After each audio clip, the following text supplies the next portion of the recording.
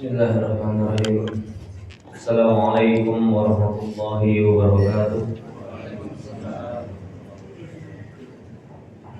Alhamdulillah wassalatu wassalamu ala Rasulillah.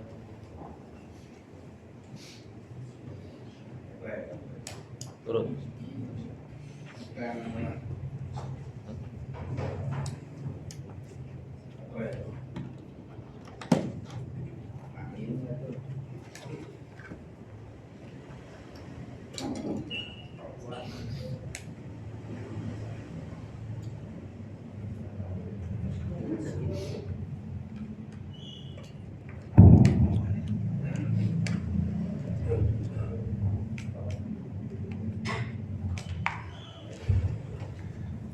Alhamdulillah wassalatu wassalamu ala Rasulillah wa la haula wa la quwwata illa billah. Asyhadu an la ilaha illallah wahdahu la syarika lah wa asyhadu anna Muhammadan abduhu wa rasuluh. Allahumma shalli wa sallim wa barik ala Muhammadin wa ala alihi wa ashabihi wa mawalah.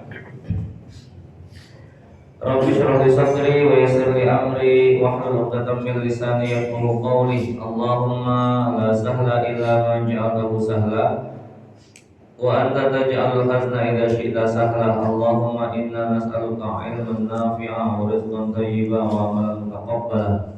Allahumma ati nufusana taqwaha wa zakkiha anta khairul man zakkaha anta waliyuha wa maulaha. Jamaah sholat subuh yang semoga dirahmati Allah Subhanahu wa taala. Alhamdulillah, bersyukur memuji Allah Subhanahu wa taala. Allah masih berikan kepada kita nikmat iman yang dengannya Allah jadikan hati kita lapang, langkah kaki kita ringan untuk melakukan beragam amal-amal ketaatan. Terlebih ini sudah masuk di bulan Zulhijjah, salah satu dari 4 bulan-bulan haram. Dzulqa'dah, Zulhijjah, Muharram plus Rajab, ya, itu 4 bulan-bulan haram. Dan Rasulullah SAW mengingatkan tentang satu keutamaan di bulan Zulhijjah. Sabdanya sangat masyhur, ma min ayyamin, tidak ada hari-hari di mana al-amalu sholih fiha, seseorang beramal soleh di salah satu dari hari-hari tersebut, ahabbu ilallah, lebih dicintai oleh Allah Subhanahu wa taala dibanding hari-hari di luar hari tersebut, yaitu al-ashrul, ya, 10 hari pertama di bulan Zulhijjah. Sebuah pernyataan dari Rasulullah SAW yang menjadikan para sahabat memaksakan diri mereka harus bertanya untuk sebuah penegasan, untuk sebuah pemastian. Kenapa? Para sahabat itu kepo banget, Pak, terhadap amalan-amalan yang bisa mendongkrak kualitas mereka di hadapan Allah Subhanahu wa taala. Para sahabat itu enggak sungkan-sungkan langsung nanya sama Nabi sallallahu alaihi wasallam. Maka ketika Rasulullah SAW menyebutkan, ya, tidak ada amal soleh yang dilakukan seorang hamba pada 10 hari tersebut melainkan lebih dicintai oleh Allah Subhanahu wa taala dibanding di luar hari-hari itu, ya, yaitu 10 hari awal di bulan Zulhijjah. Menjadikan para sahabat harus menegaskan lagi, benar enggak nih? Sehingga kemudian sahabat nanya, wala jihada fi sabilillah ya Rasulullah. Sekalipun amalan jihad, wahai Rasul, amalan jihad yang dilakukan di luar 10 hari bulan pertama Zulhijjah, ya, apakah itu kemudian juga kalah, ya, dengan amalan yang dilakukan di 10 hari pertama bulan Zulhijjah? Apakah jihad fisabilillah itu kalah nilainya di hadapan Allah Subhanahu wa taala?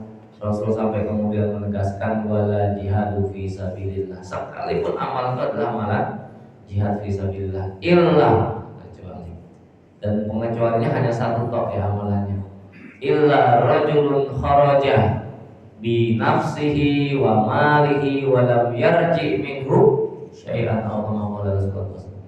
kecuali seseorang keluar dari rumahnya niatnya berperang membawa jiwa dan harta, nggak ada yang balik dari keduanya. Artinya seseorang berjihad terus pulang tinggal nama doang dia syahid. Nah itu sekalipun dilakukan di luar bulan Dzulhijjah, nah itu jauh lebih dicintai oleh Allah Subhanahu wa taala ya. Maka jamaah semoga Allah Subhanahu wa taala, mudah-mudahan Allah Subhanahu wa taala memberikan kepada kita kemampuan, kemauan ya, tekad yang kuat, kemudian dimudahkan untuk melakukan beragam amal-amal sholih. Allahumma amin.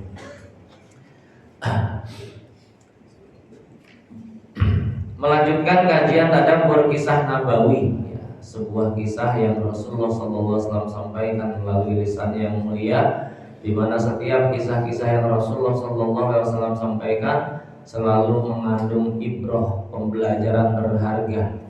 Kisah yang cukup masyhur pula ya, penulis menyebutnya memberikan judul Allah Menjadi Saksi ya, terkait satu kisah yang menceritakan tentang dua orang yang terlibat hutang piutang ya.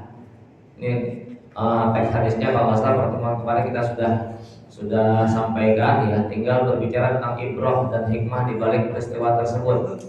Cuma sedikit kita ulangi bahwasanya dua orang yang ada pada masa Bani Israil ini kemudian terlibat hutang piutang, di mana kedua-duanya menjadi rela dan ridho menjadikan Allah Subhanahu wa taala sebagai penjamin dan sebagai saksi atas akad yang mereka lakukan, akad tolong-menolong yang mereka lakukan. Karena si pemberi hutang awalnya meminta berikan kepadaku seorang saksi, orang yang berhutang kemudian mengatakan Allah yang menjadi saksiku.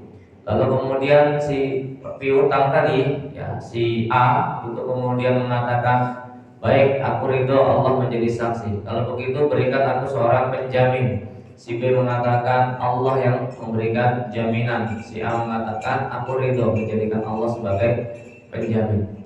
Singkat cerita, si A orang yang kemudian berhutang kembali ke kampung halamannya menggunakan sebuah kapal, kemudian menunaikan hajatnya terkait dengan harta yang dia dapatkan dari hasil berhutang.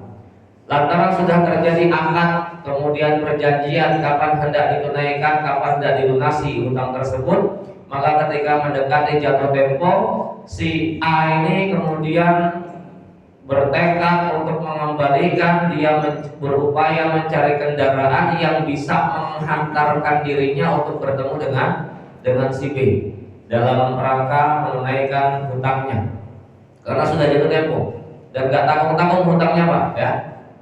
Hutangnya 1.000 dinar ya, Masya Allah ya, 1.000 dinar itu kan banyak ya. Lalu kemudian karena nggak menemui sebuah kapal, nggak mendapatkan sebuah kapal yang bisa menghantarkan dirinya bertemu dengan si fulan, si B, maka dia kemudian berinisiatif, ada sepotong kayu, lalu kemudian dia ambil, dia lubangi bagian tengahnya, dia letakkan itu duit 1.000 dinar ke dalam lubang kayu tadi. Terus kemudian mengatakan, ya Allah, sungguh engkau mengetahui apa yang terjadi pada diriku. Aku memiliki hutang kepada si B dan hari ini sudah jatuh tempo ya. Aku sudah berupaya mencari kendaraan untuk menghantarkan diriku agar aku bisa menyelesaikan hutangku, namun tak kunjung aku menemui sebuah kapal. Ya Allah, aku titipkan uangku kepadamu agar kau sampaikan kepada si pemilik uangnya. Dilempar itu kayu ke tengah lautan ya.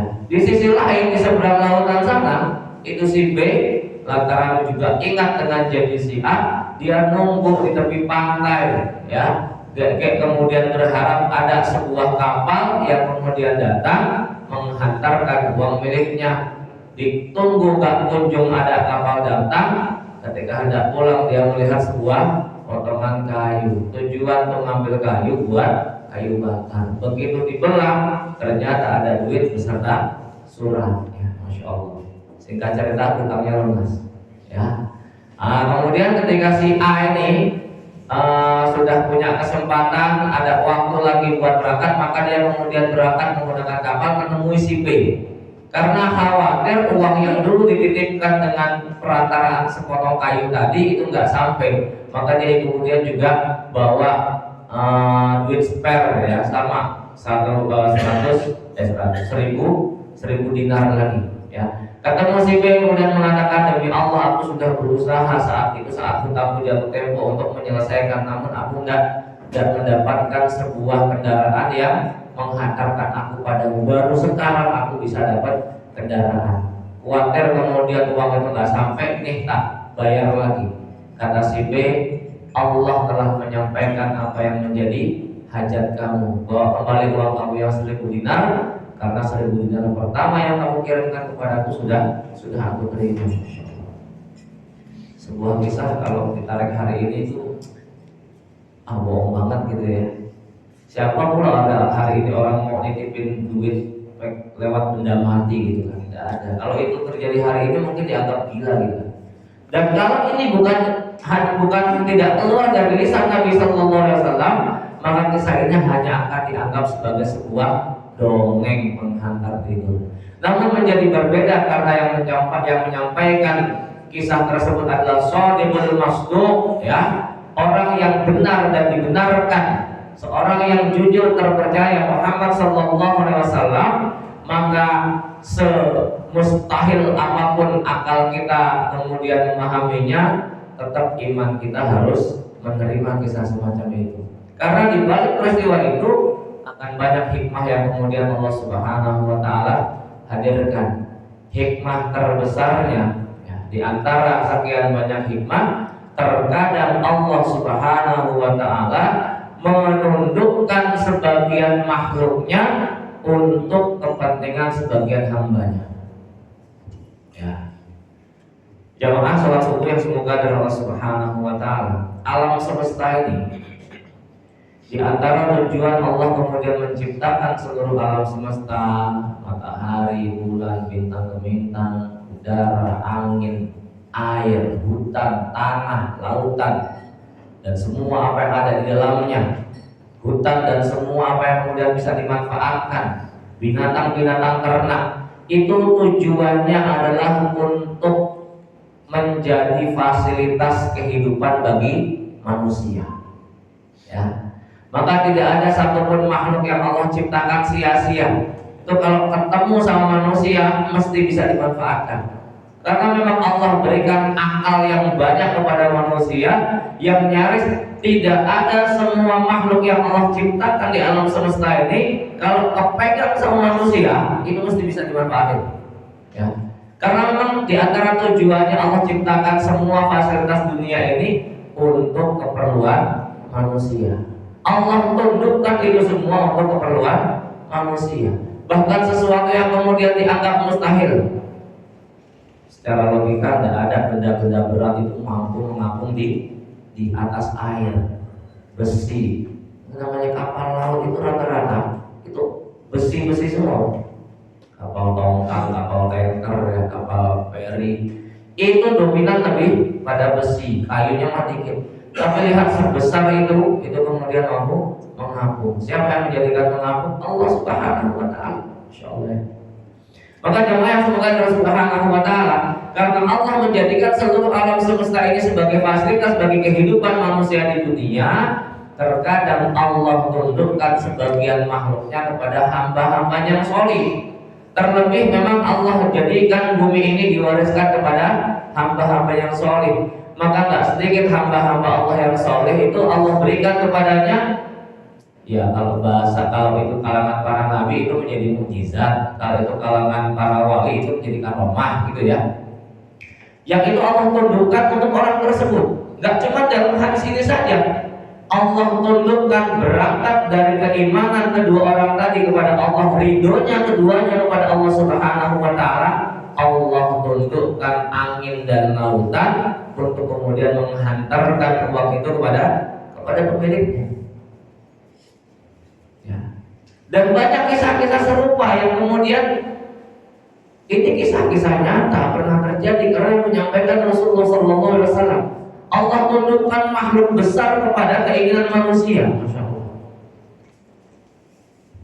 Pernah dengar ya nama Nabi Yushab bin Nun? Nah, Nabi Yusha bin Nun. Pernah dengar ya? Belum. Kisah Nabi Yusha bin Nun. Seorang nabi yang masya Allah ya. Allah tahan matahari untuk terbenam. Tatkala kemudian hendak membebaskan Baitul Maqdis. Allah tahan itu matahari untuk terbenam. Yusha bin Nun itu memang di Quran itu tidak disebutkan secara jelas, namun secara tersirat Allah sebutkan dalam surat Al-Kahfi di ayat yang ke-60, 62, 63.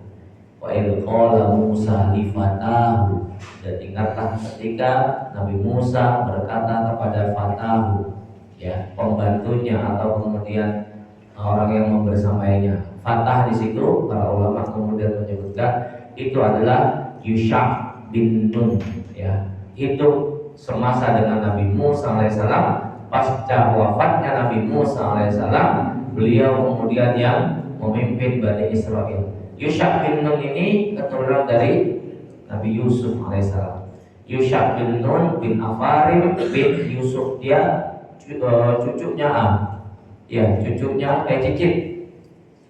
cicitnya Nabi Yusuf alaihissalam, ya. Yusha bin Nun bin Afarim bin Yusuf bin Yakub bin Ishak bin Ibrahim, ya.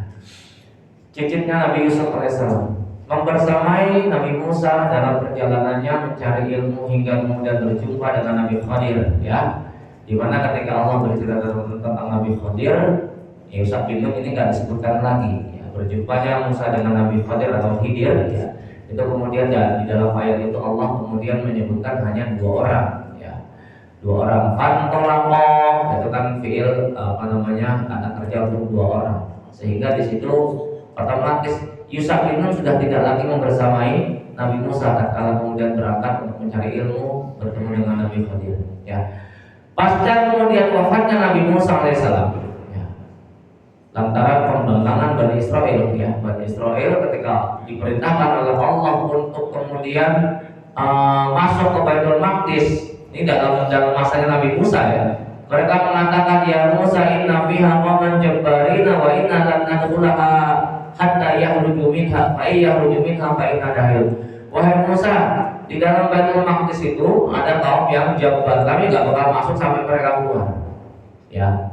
Lalu kemudian wa qala rajulani minal ladina yakhafuna an'ama Allahu 'alaihim adkhulu 'alaihimul bab fa idza dakhaltumuhu fa innakum ghalibun 'ala Allahi fatawakkalu in kuntum mu'minin, ya. Berkata dua orang, di mana keduanya ini orang yang sama-sama takut kepada Allah. Nah, itu kalau Fasir menyebutkan salah satunya adalah Yusha bin Nun. Lantaran pembangkangan Bani Israel, maka kemudian mereka Allah jadikan tersesat, nggak bisa masuk Baitul Maqdis. Tersesat di padang Tih, ya, 40 tahun namanya, masya Allah. 40 tahun muter-muter di padang Tih, nggak bisa kemudian masuk Baitul Maqdis sebagai satu hukuman yang Allah berikan kepada mereka. Pada masa itulah kemudian Nabi Musa alaihissalam wafat. Pasca meninggalnya Nabi Musa, kepemimpinan Bani Israel dipegang oleh Yusha bin Nun. Di masa Yusha bin Nun inilah kemudian beliau melanjutkan ekspansi Nabi Musa alaihissalam yang tertunda karena kaumnya nggak mau ikut perang, ya. Maka di masa Yusha bin Nun, tujuan untuk kemudian membebaskan Baitul Maqdis dilanjutkan kembali. Cuman kemudian Yusha bin Nun memberikan syarat, yang bisa masuk dalam pasukanku, ya, yang nggak boleh terlibat dalam pasukanku, ya, satu, orang yang kemudian baru nikah. Pokoknya nggak boleh ada orang yang punya kepentingan dunia masih tertinggal, ya. Orang yang baru nikah nggak boleh ikut dalam pasukanku. Nanti dia mikirin dirinya mulu masalahnya, ya. Pertama pula. Yang kedua, orang yang baru bangun rumah atapnya belum pasang, ya, ini masih nanggung posisinya, ya, belum bisa ditempatin, ya. Nanti kepikiran mulu rumahnya belum jadi. Yang ketiga itu orang punya utang kalau nggak salah, saya lupa, ya. Maka kemudian berangkatlah Yusha bin Nun dengan Bani Israel dalam upaya untuk membebaskan Palestina, ya. Qadarullah sampai di gerbang pintu Baitul Maqdis saat itu masih sebutannya Yeriko ya. Yeriko itu hari Jumat pada asar. Yang namanya perang kan waktunya nggak sebentar Pak ya. Pada hari Jumat pada asar, sementara pada hari Sabatnya itu merupakan hari suci bagi orang-orang Yahudi, Bani Israel, nggak boleh melakukan peperangan ya. Asar ketemu maghrib itu kan cuma 3 jam ya. Asar ketemu maghrib itu cuma 3 jam. Sementara targetnya itu kemudian membebaskan Baitul Maqdis sebelum matahari terbenam. Maka sebelum kemudian peperangan dimulai, Yushab bin Nun kemudian berkata ya, berdoa kepada Allah Subhanahu. Berkata dulu dia kepada matahari, wahai matahari, engkau adalah makhluk yang diperintahkan kepada Allah, aku pun diperintahkan oleh Allah Subhanahu wa taala. Ya Allah, tahanlah matahari hingga aku dapat membebaskan Baitul Maqdis. Ditahan itu matahari ya. Mana ditahan di situ bisa diperlambat perjalanannya atau bisa di stop peredarannya Allah Subhanahu wa taala.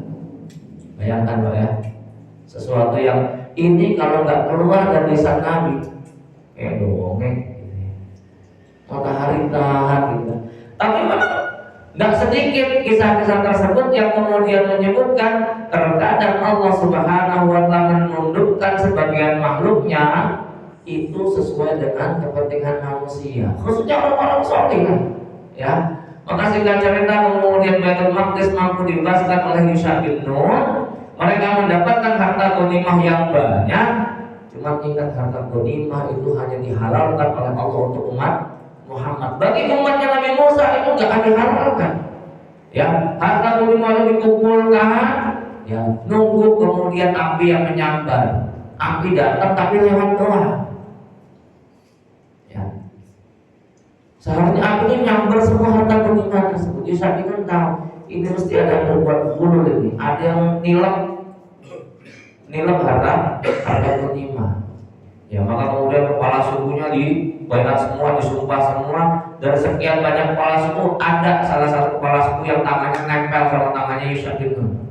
Yushab bin Nun mengatakan anggota suku ada yang kemudian nilep itu harta ghanimah berbuat gulul. Panggil semua anggota sukunya, kemudian disumpah satu persatu. Dari sekian banyak ada 2 atau 3 orang yang ketika disumpah nggak bisa lepas tangannya. Lah kamu ketahuan ini yang gulul. Keluarkan semua. Ternyata dikeluarkan, ya nilep nggak tanggung Pak, tapi ya nggak sampai 271 tes ya. Emas sebesar patung kepala sapi gitu kan ya. Ada sudah kumpulkan semua, udah dikembalikan itu harta yang kemudian ditilang, lalu kemudian nggak lama api itu menyambar, ya. Karena memang harta ghanimah itu nggak pernah dihalalkan kepada umat-umat sebelum Rasulullah SAW. Ini kelebihan umat Muhammad SAW. Salah satunya adalah dihalalkan harta ghanimah. Kalau umat-umat sebelumnya yang diwajibkan atas mereka juga perang, itu dapat ghanimah udah dikumpulin, tunggu api yang kemudian nyamber. Nah petir lah, ini mungkin bahasa biar hangus selesai gitu. Tak boleh dimanfaatkan haram. Tapi kalau umatnya Rasulullah Muhammad SAW itu halalan thayyibah. Tidak ada harta yang kemudian halalan thayyibah melampaui halalan thayyibahnya harta ghanimah. Wa ju'ila rizqi tahta dhillir rumhi, dan dijadikan rezekiku di bawah bayangan tombakku ya. Masya Allah. Banyak kisah-kisah yang apa ya? Sekali lagi kalau bukan dari lisan Rasulullah SAW, sulit bagi kita untuk mencerna kisah tersebut kalau hanya berdasarkan akal kita ya. Harus kemudian menyampingkan akal kita, kemudian menerima kisah itu dengan iman kita. Apalagi kisah Nabi Musa itu banyak yang apa ya? Satu sisi heroik, di sisi lain kemudian ya tadi kok dongeng banget. Ini sebelum kemudian Nabi Musa wafat dan kepemimpinannya dipegang oleh Yushab bin Nun. Kan Nabi Musa itu tadi pengen berangkat mengajak kaumnya untuk membebaskan Baitul Maqdis kan begitu. Cuma kan qadarullah bukan Nabi Musa yang kemudian membebaskan, padahal Nabi Musa sangat ingin membebaskan. Nah, ketika Nabi Musa pengen Allah wafatkan itu, Allah kan utus malaikat maut. Ini lebih ajaib lagi kisahnya Pak ya. Tapi mau nggak mau akal kita harus terima. Kenapa? Karena yang meriwayatkan itu Bukhari Muslim masalahnya. Ya. Dan antum tahu Imam Bukhari, Imam Muslim itu kalau sudah meriwayatkan hadis, ya kalau sudah dikatakan sahih oleh keduanya atau salah satunya loh, ya. Terkhususnya Imam Bukhari. Karena Imam Bukhari itu memberikan syarat hadis itu sahih itu 5 syaratnya. Sementara Imam Muslim itu hanya memberikan 3 syarat. Ya. Imam Muslim itu hanya memberikan syarat, salah satunya adalah hidup satu zaman. Si A meriwayatkan dari si B. Si A sama si B ini hidup satu zaman. Ya, sekalipun nggak pernah ketemu nggak apa-apa. Tapi Imam Bukhari nggak bisa, harus ketemu, harus pernah berjumpa. Bukan cuma sekedar satu zaman. Maka Imam Bukhari untuk menyatakan hadis itu sahih, ini seleksinya lebih ketat dibanding Imam Muslim. Cuma kedua-duanya itu adalah periwayat hadis yang kalau sudah diriwayatkan oleh salah satu dari keduanya atau bahkan kedua-duanya, udah para ulama pakar-pakar hadis juga nggak bakal komentar lagi. Kalau dikatakan sahih, ya sudah sahih. Dan cuma nggak sedikit hadis-hadis yang diriwayatkan oleh Imam Bukhari dan Muslim, akal kita nggak mampu mencerna kisah itu. Salah satunya ini kisah Nabi Musa alaihissalam. Ketika Allah hendak mewafatkan Nabi Musa, Allah utus seorang malaikat maut. Nabi Musa kan tadi karena salah satu obsesinya adalah membebaskan Baitul Maqdis, sementara Baitul Maqdis belum dibebaskan di tangannya, ya. Ketika malaikat maut datang, ditempeleng itu malaikat maut sama Nabi Musa. Logis kan? Dan nggak tanggung-tanggung bisa disebutkan sampai matanya copot. Matanya malaikat maut sampai copot. Kemudian tuh malaikat maut balik lagi kepada Allah menghadap, ya Allah, Kau tugaskan aku untuk nyambut nyawa orang. Apa yang aku dapatkan? Copot mata. Dongeng apa dongeng itu? Ya Allah, ya Allah. Kalau bukan Rasul yang menjelaskan, ini mah bullshit banget kan. Malaikat mau ditempelin manusia sampai matanya copot, ngadu sama Allah dalam kondisi mata yang keluar. Ya, sama Allah kemudian di apa namanya dikisah lagi ya. Kemudian berkata kembali lagi untuk menemui Nabi Musa. Sampaikan kepada Musa, tempelkan tangannya di atas bulu domba, ya, dan bilang usiamu akan ditambahkan sesuai dengan bulu domba yang tertutupi oleh telapak tangan. Nabi Musa terus nanya lagi sama malaikat maut. Terus setelah itu apa? Setelah itu kamu mati. Masa mau hidup selamanya gitu kan? Setelah aku tempelkan bulu domba domba ini di telapak tanganku, usiaku ditambahkan sesuai dengan bulu domba yang tertutupi. Berarti berapa ratus tahun lagi tuh ya? Ya kalau digiakan gitu kan sama Nabi Musa. Nabi Musa tanya terus lainnya apa? Ya kamu mati juga ujung-ujungnya. Ya udah kalau gitu sekarang aja lah, nggak usah nunggu lama-lama. Ya baru kemudian Nabi Musa alaihissalam wafat. Aneh ya kisahnya ya. Tapi itu yang meriwayatkan Bukhari Muslim loh Pak. Mau nggak mau akal kita harus terima. Ya iman kita harus terima sekalipun akal kita tidak mampu mencerna ya. Jamaah semoga Allah Subhanahu wa taala itu beberapa kisah yang kemudian menunjukkan Allah Subhanahu wa taala menentukan sebagai makhluknya sesuai dengan keinginan orang-orang saleh. Nabi Yusuf bin Nun ya, menentukan matahari demi upaya untuk membebaskan Palestina. Hari ini Palestina belum bebas-bebas ya. Maka kalau kemudian kita mengingat kisah ini, ya Allah ya, matahari saja sampai ditahan oleh Allah demi kebebasan Palestina. Hari ini Palestina belum bebas, kita disuruh boikot aja susah ya. Ya, alasannya macam-macam banyak sekali. Padahal Allah sampai demi menghormati dibebaskannya Palestina, Allah tahan peredaran matahari. Jamaah yang semoga Allah Subhanahu wa taala. Kisah yang lainnya terkait makhluk-makhluk yang kemudian Allah tunjukkan untuk kepentingan manusia ya. Ya kalau kisah yang kemudian dekat dengan kita ini sama lah kisah Palestina dan penduduknya dan orang-orangnya ya. Dimana kan beredar juga video yang kemudian menunjukkan 2 orang Palestina itu entah bapak atau anaknya atau kemudian paman sama ponakannya, kurang tahu lah ya. Yang jelas keduanya sedang menunaikan sholat, seorang Israel kemudian dilepas seekor anjing herder. Tujuannya supaya gigit orang Palestina tadi. Orang Palestina lagi sholat. Lagi sholat yang satu anaknya udah nangis peluk bapaknya gitu kan, sambil ketakutan melihat itu herder gonggong terus. Cuma ternyata tuh herder cuma gonggong terus duduk di samping orang Palestina yang sedang sholat tadi, gak ngapa-ngapain. Coba ya. Padahal tuh herder yang dilepas kondisinya mau sudah dibuat lapar gitu, ada tujuannya memang untuk menyiksa orang-orang Palestina. Ya. Tapi sekali lagi ada makhluk, karena apa?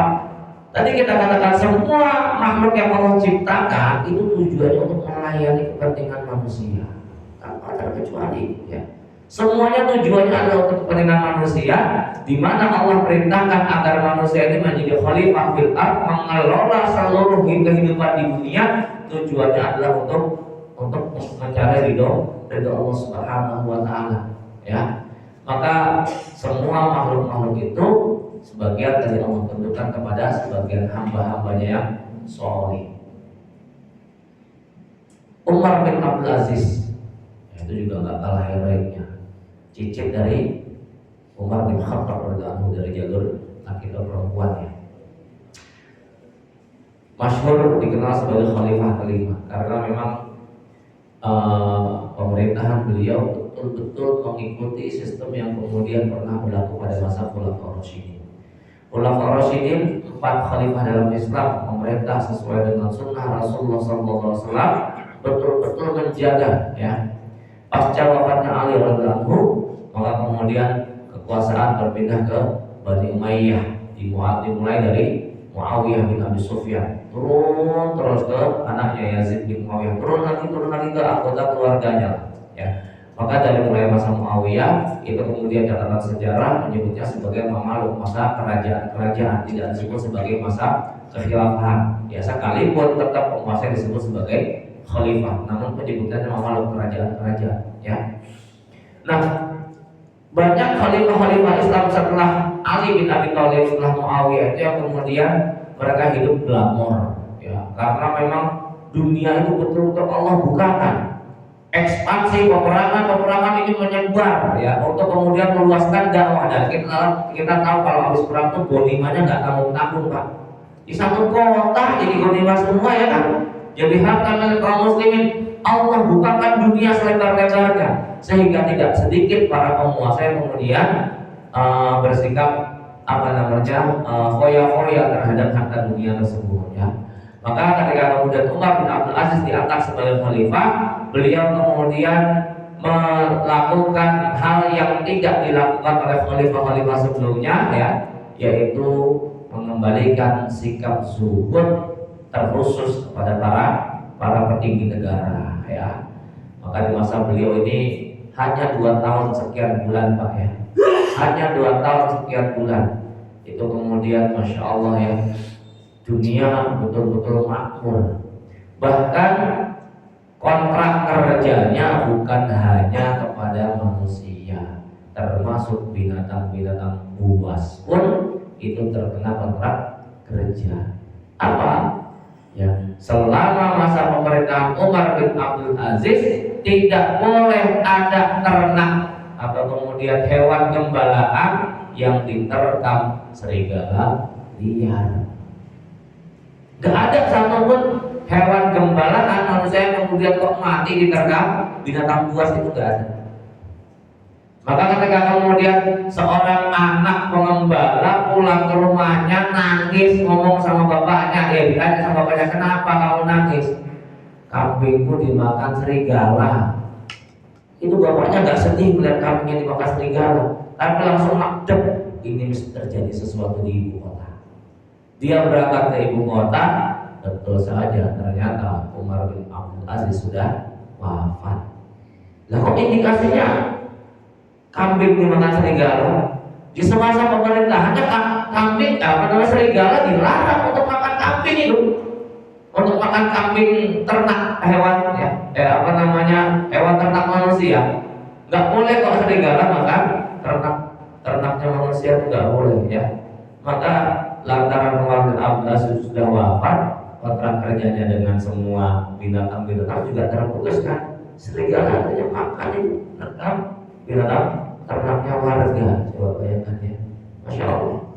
Untuk itu hewan-hewan liar ketika masa pemerintahnya Umar bin Abdul Aziz nggak ada yang kemudian kok makan ternaknya manusia, yang ada yang nyari makan sendiri mereka dari binatang liar yang lainnya ya.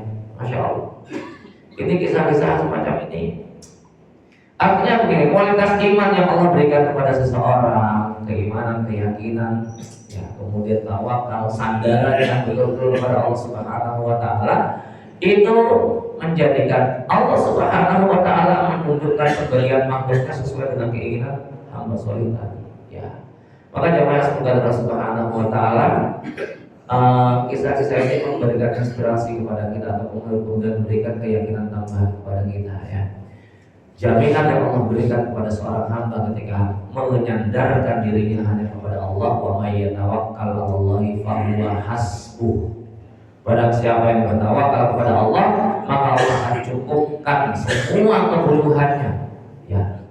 Karena tawakalnya kepada Allah benar, sandarannya kepada Allah benar, keyakinannya kepada Allah benar, maka semua haknya akan Allah Subhanahu wa taala.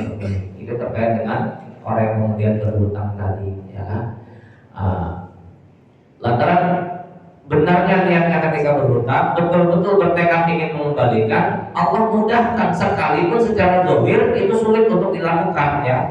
Kenapa ya? Orang tadi sudah berusaha untuk kemudian mencari kendaraan yang menghantarkan dirinya kepada orang yang memberikan hutang. Kemudian yang gak kalah pentingnya juga adalah kalimat yang kemudian diucapkan oleh si penghutang tadi ketika kemudian meletakkan uangnya di dalam ungkahan kayu. Astaghfirullah, aku titipkan harta ini kepada Allah Subhanahu wa taala. Ini penting juga, Pak. Ketika kemudian kita meninggalkan anggota keluarga kita di rumah, atau kemudian ketika sebagian anggota keluarga kita hendak berangkat pergi, entah itu studi, entah itu bekerja, entah itu apapun, penting bagi kita untuk menitipkan itu kepada Allah Subhanahu wa taala. Hatta termasuk ketika kita misalnya ke mall, naruh motor di tempat parkir, jangan bersandar sama tukang parkir. Ungkapkan pula kalimat itu, astaghfirullah, aku titipkan kamu wahai motor kepada Allah Subhanahu wa taala. Ya. Supaya kemudian sandaran kita ini juga jelas ya, artinya enggak bergeser kepada tukang parkir sandarannya. Sehingga seumpama misalnya hilang, coba dalam syariat ya, dalam syariat ya, kita nitip motor ke tukang parkir ya, hilang, boleh nggak nuntut sama tukang parkir? Ayo, boleh nggak nuntut sama tukang parkir? Bicara syariat tuh ya, boleh nggak nuntut sama tukang parkir? Halo, boleh nggak? Nggak boleh lah. Nggak boleh kalau sampai tukang parkir, dia cuma dititipi ya. Dia cuma dititipi ya. Maka tukang parkir itu juga bukan menjadi kewajiban dia ketika barang itu hilang, kemudian untuk mengganti itu bukan menjadi kewajiban dia ya.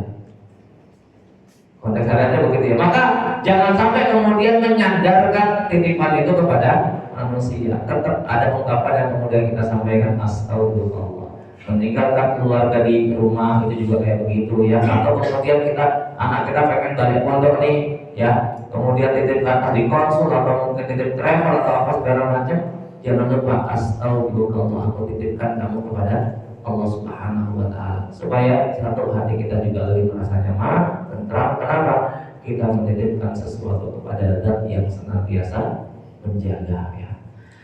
Baik jemaah, semoga Allah Subhanahu wa taala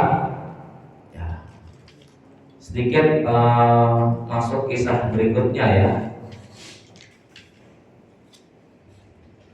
Ini kisahnya sudah masyhur ya, kita bacakan konteks hadisnya ya. Sangat masyhur sekali kisahnya.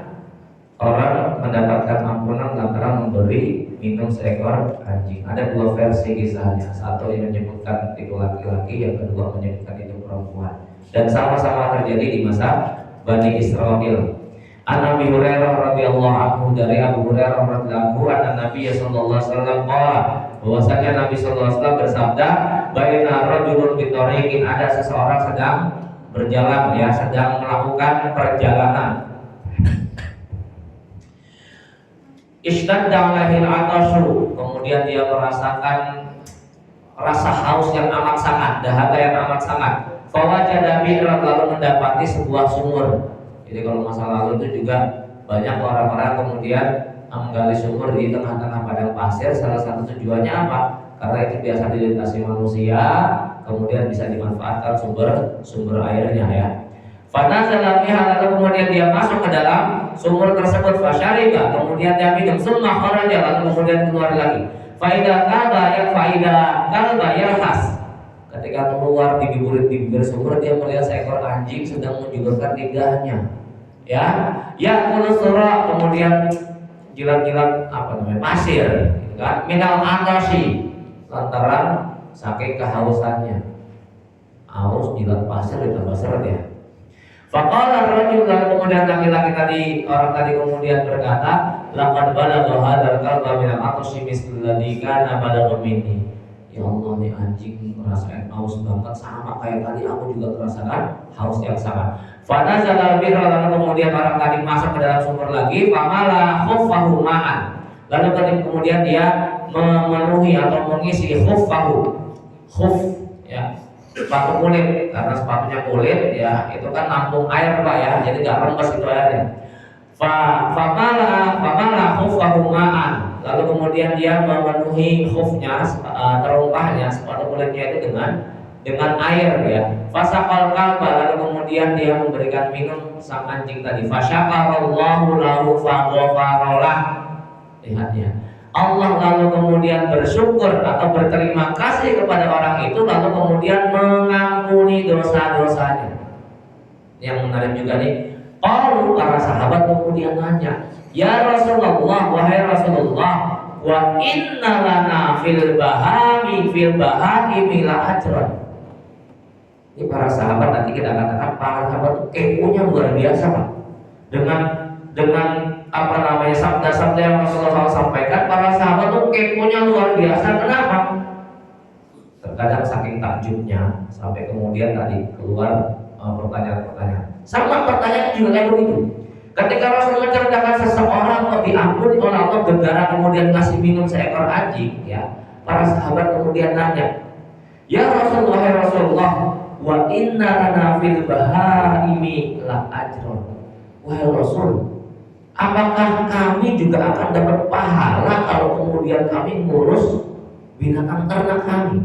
Kami punya kambing, kami kemudian ngasih makan rumput, kemudian ngasih minum, ngerawat, mandiin. Apakah kami juga dapat pahala dari aktivitas kami merawat itu? Padahal itu untuk kepentingan kami. Kami bisa manfaatkan kulitnya nanti, kami bisa jual dagingnya nanti, kami bisa minum air susunya nanti. Kami mendapatkan manfaat dari kambingnya, apakah kami juga dapat pahala lantaran kami mengurusi binatang tersebut? Ini pertanyaan adalah bentuk pertanyaan yang pertanyaan heran gitu ya. Pertanyaan saking herannya, maka Rasul kemudian mengatakan, faqala fi kulli dzatika bil rabbatil ajr. Di setiap hati yang basah, maksudnya adalah di setiap sesuatu yang bernyawa, itu kalau kemudian kok diurusi, itu pasti ada pahala. Keponya para sahabat itu lantaran ya, yang namanya orang punya kambing, tujuannya kan jelas ya, entah itu buat dijual dagingnya atau kambingnya, atau mungkin dia sembelih sendiri, kemudian dimanfaatkan kulitnya kambing, atau kemudian dia dapat air susunya. Artinya dia memelihara binatang itu lantaran di balik binatang itu ada manfaat yang biasanya bisa dia dapatkan. Cuma ternyata bukan cuma manfaat dari kambing yang dia dapatkan, ternyata seluruh proses dia merawat binatang itu juga dipahalai oleh Allah Subhanahu wa Ta'ala. Pertanyaan yang sama, tatkala kemudian Rasul menjelaskan, luqmatan, satu suapan yang engkau berikan kepada anak istrimu itu bernilai sedekah. Datangnya seorang suami kepada istrinya lalu menunaikan hajatnya itu juga bernilai sedekah. Sahabat nanya lagi kan, ya Rasul, apakah kami kalau mendatangi istri kami, menunaikan hajat kami, terus kami dapat pahala juga? Kenapa? Karena dalam bayangan para sahabat sama sebetulnya kalau kita kelas sahabat ya, karena satu polos, keponya luar biasa. Itu kan Bayangkan, loh kita punya istri udah bisa bersenang-senang sama istri kita gitu loh, udah bisa enak-enakan sama istri, kok masih dipahalai kan gitu kan? Toh kalau kita kemudian kasih makan mereka itu kewajiban kita, kok kemudian kita dipahalai? Itu saking herannya para sahabat, udah dapat enaknya, dapat pahala juga, menang banyak pokoknya. Itu menjadikan para sahabat tanya sama Nabi, apa iya? Rasul tidak langsung jawab iya, tapi Rasul kemudian membuat sebuah analogi. Bagaimana kalau sekiranya seseorang menyelesaikan hajatnya kepada sesuatu yang diharamkan, apakah dapat dosa? Iya dapat dosa. Sama pula kalau dia menunaikan pada sesuatu yang dihalalkan oleh Allah, maka dia juga mendapatkan pahala. Ya, itu punya para sahabat kayak gitu.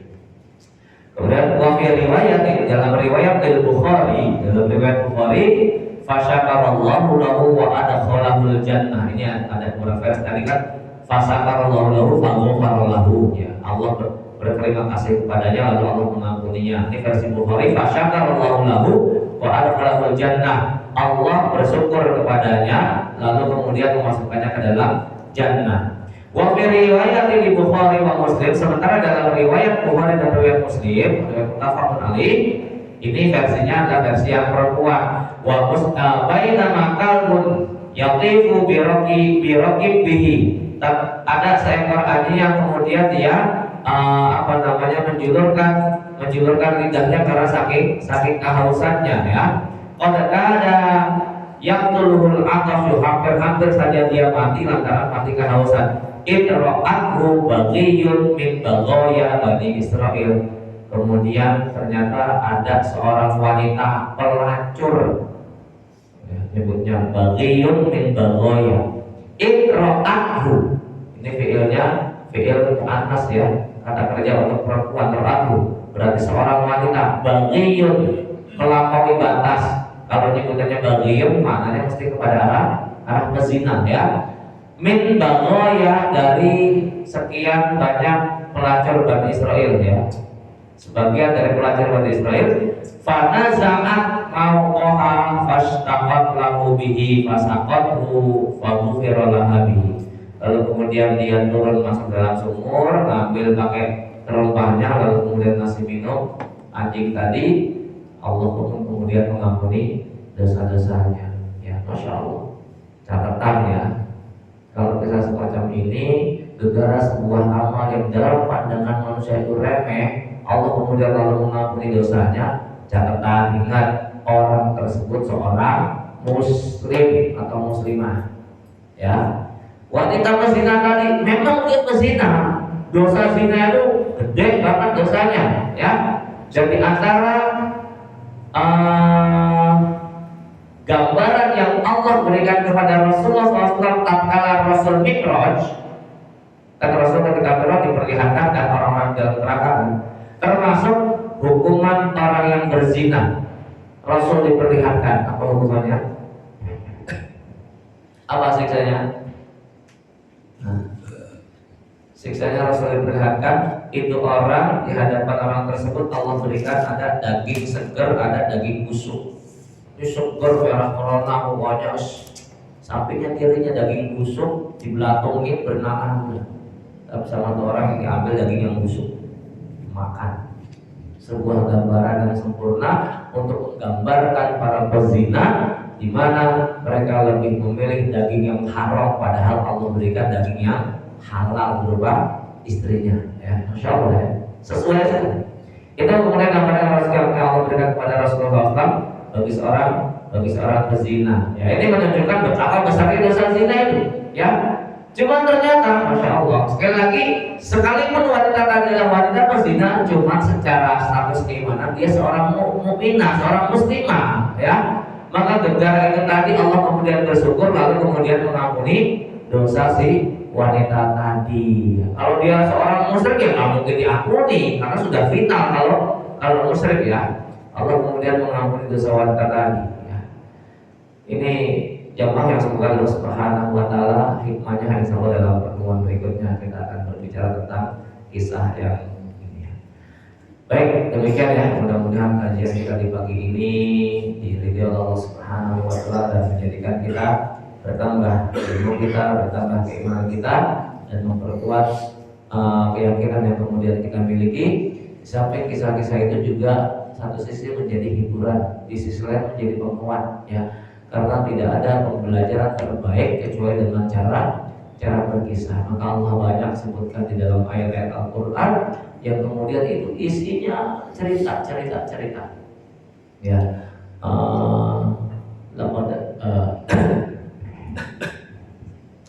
sungguh di dalam kisah-kisah mereka terdapat ibroh, pembelajaran berharga. Nabi surat Yusuf itu bercerita tentang Nabi Yusuf semuanya. Ya.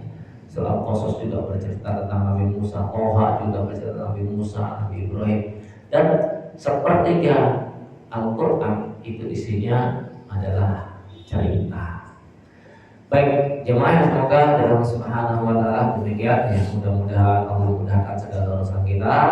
Allah angkat penyakit di antara mereka yang hari ini sedang diberi sakit. Allah mudahkan jalur rezeki mereka ya. Aku qouli hadza subhanakallahumma wa bihamdika asyhadu an la ilaha illa anta astaghfiruka wa atubu ilaik. Wa sallallahu ala nabiyyina Muhammadin. Assalamualaikum warahmatullahi wabarakatuh. Waalaikumsalam warahmatullahi wabarakatuh.